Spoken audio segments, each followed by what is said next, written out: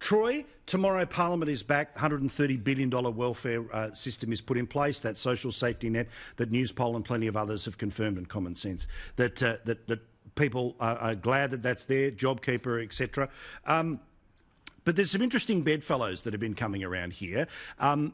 Is there much tension on the Labor side when unions are helping a Liberal government deal with the situation of the day? It's good because it's what they should do, but are there people inside the Team Red who say, well, hang on, you're making Team Blue look good. Please don't do that. Don't help. Yeah, look, I had a senior Labor frontbencher text me this morning, before I was out of bed, actually, to tell me that that looks like Sally McManus is the new opposition leader because she's been doing an overnight deal with the government to get the best package for her union members that she can. Now, she's not fully supportive of the JobKeeper package, but she's been working very closely with Christian Porter, the Industrial Relations Minister. They're texting each other, they're meeting each other, they're talking about it.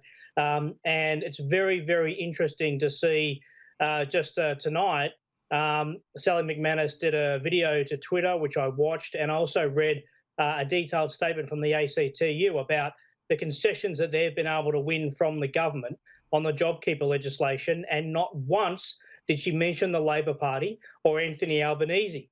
So they've really stepped up to the plate here. And look, as everybody would know, and I'll be open about this, I've been quite a critic of Sally McManus for a number of things in my columns in The Australian and on your show, Paul, but I don't have any criticism of her on this. She has stepped up to the plate. She's recognised the national interest. She's made changes to awards that were not thinkable for the union movement to embrace months ago, but they've done that, and here they are working closely with the government, and the Labor Party seems to be all over the shop. I mean, very strident opposition, very petulant, very petty, talking up a big game, seemingly threatening to vote against this legislation, although they say they haven't. But if you'd listened to any of the radio interviews some of the shadow ministers have been doing, you would have been left with that impression that Labor was opposed to this thing.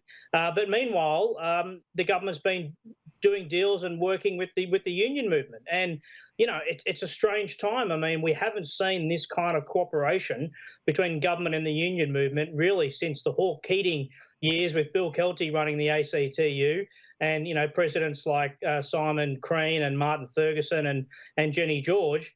Yet they're doing it now with a coalition government. Yeah. That has introduced some quite sort of anti-union busting legislation. Well, are you surprised? Extraordinary times. I mean, you know, there's a Twitter video tonight of Anthony Albanese ringing people just to check if they're okay.